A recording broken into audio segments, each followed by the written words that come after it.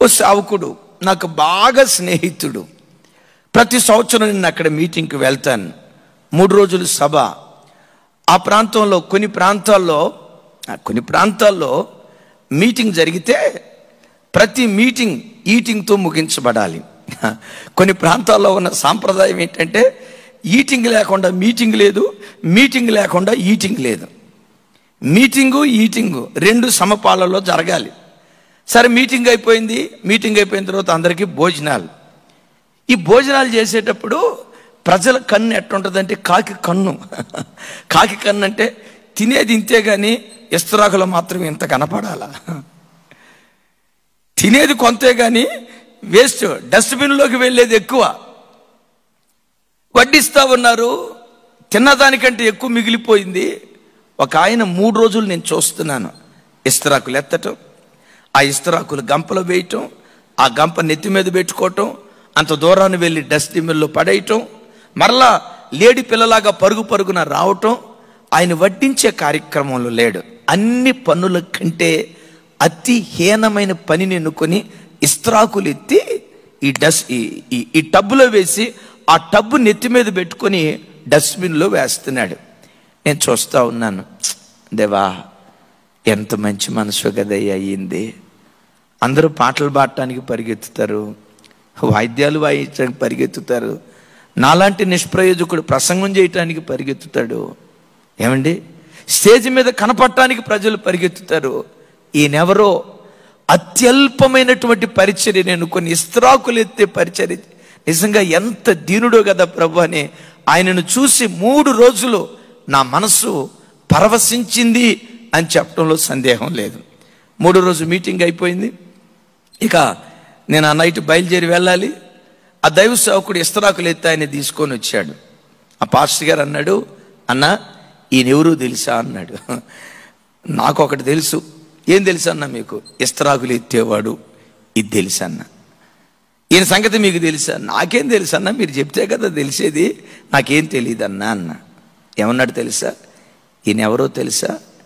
MRO, మండల revenue officer. ఎవరి గురించి నువ్వు చెప్తున్నావయ్యా? ఈ 3 రోజుల మీటింగ్లో విస్తరాకు ఎవరు ఎత్తారో, ఆ సాంబారు అన్నం మైల అదంతా ఒంటి మీద పడుతున్న నెత్తి మీద విస్తరాకుల బట్ట ఎత్తుకొని ఆ డస్ట్బిన్ దగ్గరికి పరిగెత్తుకుంటా వెళ్ళాడే, ఒక పనివాడిగా పనిచేసాడే. ఈయన సాధారణమైన వ్యక్తి కాదు, మండల రెవెన్యూ ఆఫీసర్.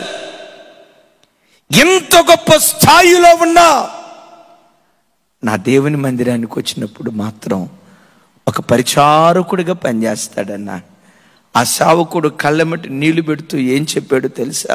అన్నయ్య, ఈయన మా మందిరానికి రాకమునుపు మా మందిరపు స్థితి వేరు, ఈయన మా మందిరానికి వచ్చిన తర్వాత మా మందిరపు పరిస్థితులే వేరు. ఈయన అడుగుపెట్టిన నాటు నుండి మా సంఘం క్రమశిక్షణకు మారుపేరుగా ఉంది. ఈయన అడుగుపెట్టిన నాటు నుండి సంఘంలో ఉన్న ప్రజలు సమయానికి ఆరాధనకు రావటం ప్రారంభించారు. ఈయన అడుగుపెట్టిన నాటు నుండి ఎన్నో నూతన కుటుంబాలు మందిరానికి రావటం ప్రారంభించాయి. నేను అడిగాను, ఏంటయ్యా ఈయన భక్తిలో ఉన్న విచిత్రం?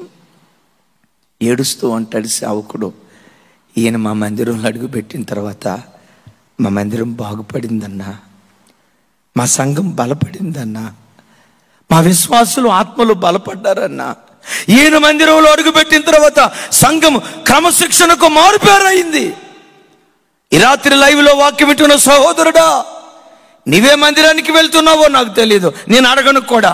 కానీ ఈ రాత్రి నేను అడిగే ప్రశ్న, నీవు వెళ్తున్న మందిరానికి నీవు ఆశీర్వాదంగా ఉన్నావా? మందిరాన్ని బాగు చేసే విషయంలో ప్రధాన భూమిక నీ కుటుంబం పోషిస్తుందా?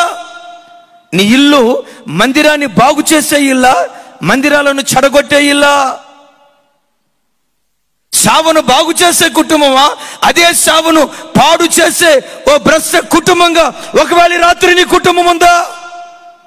ఈ లైవ్లో వాక్యం వింటున్న తమ్ముళ్ళారా, ఒక క్షణం నా వైపు చూడండి రా.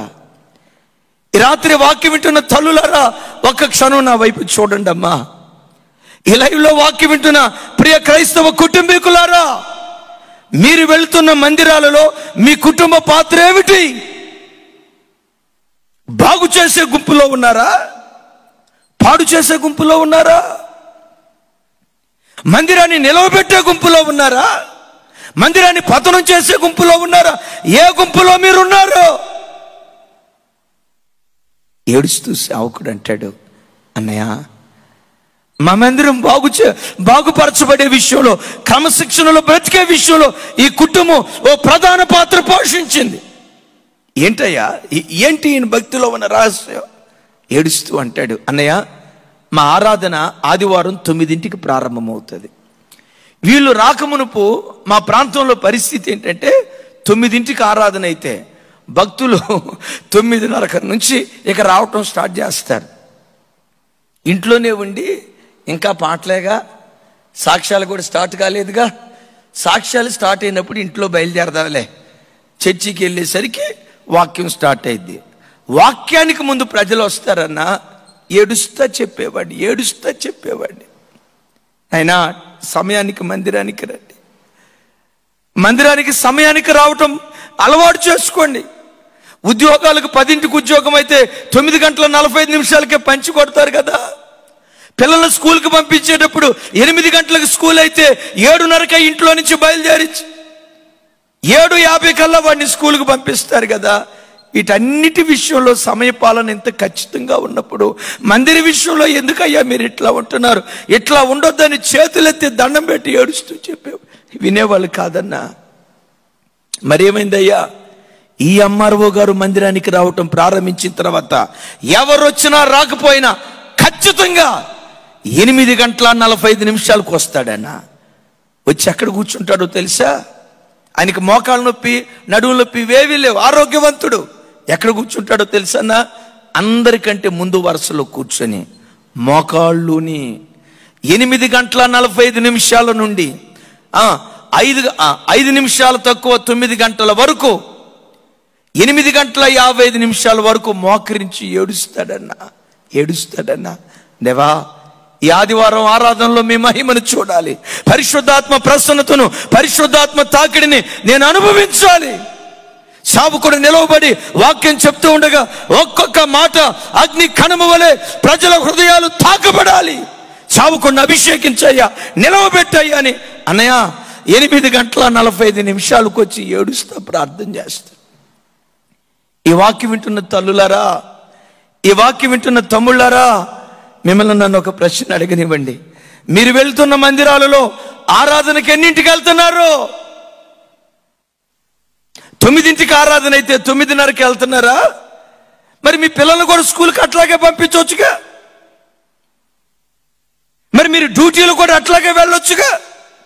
పిల్లలను స్కూల్కు పంపించేటప్పుడు క్రమశిక్షణ, ఉద్యోగాలకు వెళ్ళేటప్పుడు క్రమశిక్షణ, వ్యాపారానికి వెళ్ళేటప్పుడు క్రమశిక్షణ, షాప్ ఓపెన్ చేసేటప్పుడు క్రమశిక్షణ. వీటన్నిటి విషయంలో క్రమశిక్షణగా బ్రతికిన నీవు మందిరానికి వచ్చే విషయంలో క్రమశిక్షణ నువ్వు తప్పావు అంటే నువ్వు అక్రమస్తుడివి కాదా?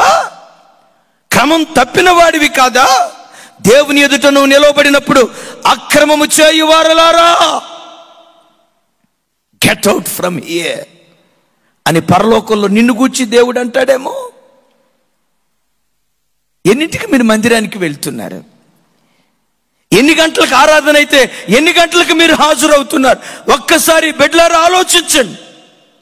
ఆయన చెప్తా ఉంటే నా మనసు ఉప్పొంగుతూ ఉంది. ఇస్తరాకులు ఎత్తే ఆయనలో ఎంత చరిత్ర ఉందా, ఎంత మర్మయుక్తమైన అనుభవాలు ఉన్నాయా నేను వింటా ఉన్నాను. అన్నయ్య మోకరిస్తాడు. అన్నయ్య వాక్యం చెప్తున్నంతసేపు, ఆరాధన అయిపోయినంతసేపు ఫోన్ ముట్టుకోడు అన్నయ్య, ముట్టుకోడు అన్నయ్య. ఆయన వచ్చిన తర్వాత మా సంఘంలో ఉన్న ప్రజలంతా ఆయన ఊరు భాషలో చెప్పాడు. ఖచ్చితంగా ఆరాధనలో ఎంత డిసిప్లైన్గా కూర్చుంటాడో. అన్నయ్య నా ఎదురు ఎప్పుడు నిలవబడినా 2 చేతులు కట్టుకొని, అసలు ఆయన అట్లా నిలవబడతా ఉంటే నా కాళ్ళు చేతులు వణుకుతాయి. నేను 10వ తరగతి కూడా పాస్ కాలేదన్నా. ఆ ఎంఆర్ఓ పీజీ చదివాడు, ఉన్నత చదువు చదివినవాడు, అట్ దట్ సేమ్ టైం ఉన్నత ఉద్యోగి. నా ఎదుట నిలవబడేటప్పుడు చేతులు కట్టుకుంటే, అయ్యా మీరు పెద్దవాళ్ళు అలా చేతులు కట్టుకోవద్దు. ఈయన తలంచి అంటాడట, దైవజనుడా, నిన్ను గౌరవించటానికి కారణం నీలో ఉన్న అభిషేకాన్ని గౌరవిస్తున్నాను. నువ్వు దేవుని ప్రతినిధివి. I'm public servant. నేను ప్రజల ప్రతినిధిని, గవర్నమెంట్కి ప్రతినిధిని. వింటున్నారా? ఒక ముఖ్యమంత్రికి ప్రతినిధిని, ఒక రాజుకు ప్రతినిధిని. నీవైతే రాజాతి రాజుకు ప్రతినిధివి. భూమి ఆకాశాలను సృజించిన సృష్టికర్త అయిన దేవుని ప్రతినిధివి. నా ఉద్యోగం ఈ రోజు ఉంటుంది, రేపు పోతుంది. బిడ్డలారా అంటున్నారు. ఈయన అనేవాడట, అయ్యా మీరు సర్వోన్నతుడైన దేవుని సేవకులయ్యా. నేను ఆఫ్టర్ ఆల్ ఒక గవర్నమెంట్ సర్వెంట్ని. మీరెట్టా ఆఫ్టర్ ఆల్ అవుతారయ్యా? ఎంఆర్ఓ మీ ర్యాంక్. ఆఫ్ కోర్స్ లోకంలో ఇది గొప్పదై ఉండొచ్చు, కానీ దేవుని నియమావళిలో స్వార్థను ప్రకటించు వారి పాదములు పర్వతముల మీద సుందరములు అని రాయబడి ఉంది కదయ్యా. మీ పాదధూళికి కూడా నేను కన్నీళ్లు విడుస్తా. అసలు ఆయన మాట్లాడే మాటలు చూస్తూ ఉంటే సంఘ బిడ్డలంతా నిశ్చేష్టులై ఆయనను బట్టి అందరూ వాళ్ళలో వాళ్ళు అనుకున్నారంట, ఆయన ఎంఆర్ఓ ర్యాంకులో ఉండి 9ంటికి ఆరాధన అయితే 8:45 వస్తున్నాడు. మనకేం మాయదార రోగం 9:30కి వెళ్ళటానికి? వాళ్ళు మాట్లాడుకున్న మాటలంట. ఆ పల్లెటూరులో ఉన్న కొంతమంది అనుకున్నారంట, ఎంఆర్ఓనే 8:45 వస్తూ ఉంటే మనకు ఆలు లేదు సూలు లేదా? ఆలు లేదు సూలు లేదు, ఏమి లేదు. మనకెందుకు ఈ పడాయ్? మనకెందుకు ఈ డాబికత్వం? వాళ్ళు అనుకున్నారు, ఎంఆర్ఓనే ఇంత ఖచ్చితంగా ఉంటే మన బతుకు జాడ, మనం ఎందుకు సమయానికి వెళ్ళకూడదు? ఆయనను చూసేట మందిరంలో ఉన్న ప్రజలు 4 నెలల తర్వాత 9ంటికి ఆరాధన ప్రారంభించేసరికి మందిరం నిండిపోయేదట. ఆయన అడుగు పెట్టాడయ్యా. ఆయన మందిరంలో కానుక ఇవ్వటం, దశాంశం ఇవ్వటం, మందిరంలో పరిచర్య చేయటం అందరూ చూసి ఆయనను పోలి.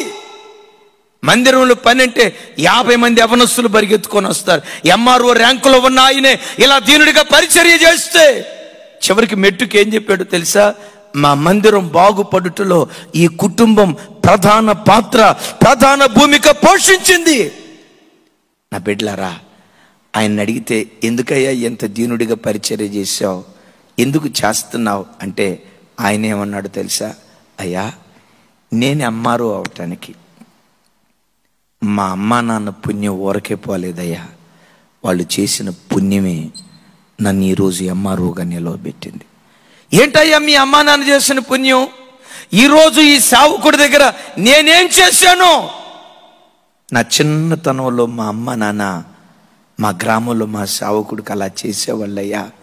పరిశుద్ధులకు చేసిన పరిచర్య మర్చిపోవుటకు దేవుడు అన్యాయస్తుడు కాదు కదయ్యా. మా తల్లిదండ్రులు సేవకుడికి చేసిన దాన్ని దేవుడు జ్ఞాపకం చేసుకొని నన్ను ఎంఆర్ఓగా నిలవబెట్టాడు. అయ్యా, ఈ పరిచర్య చేయటంలో కూడా నాకు ఒక స్వార్థం ఉంది, ఇస్తరాకులు ఎత్తటంలో కూడా నాకు ఒక స్వార్థం ఉంది. ఏంటయ్యా నీ స్వార్థం అన్నా? నవ్వుతూ అంటాడు, మా అమ్మా నాన్న పుణ్యం నాకు ఆశీర్వాదంగా మారింది కదా, మరి చెప్పండి, మరి నేను పరిచర్య చేస్తేనే కదా నా పిల్ల ఆశీర్వదించబడేది. నా ఎంఆర్ఓ ర్యాంక్ నా పిల్లలను నిలవబెట్టదు, నా స్టేటస్ నా బిడ్డలను నిలవబెట్టదు. నా దేవుని మందిరాన్ని బాగు చేసే విషయంలో ఎంత ప్రధాన భూమిక పోషిస్తానో అది నా పిల్లల పిల్లలకు, నా పిల్లల పిల్లలకు ఇది ఆశీర్వాదంగా నా దేవుడు మారుస్తాడు. ఈరోజు వాక్యం వింటున్న క్రైస్తవుడా, నీ ఇంటిని బాగు చేయటానికి నువ్వు నడుం కట్టుకున్న దానికంటే దేవుని మందిరాన్ని బాగు చేయటానికి నువ్వు నడుం కట్టుకుంటే నీ పుణ్యం ఊరకే పోదయ్యా. నీ పుణ్యం ఊరకే పోదయ్యా. నీ పిల్లల పిల్లలకు అది ఆశీర్వాదంగా మారుతుంది.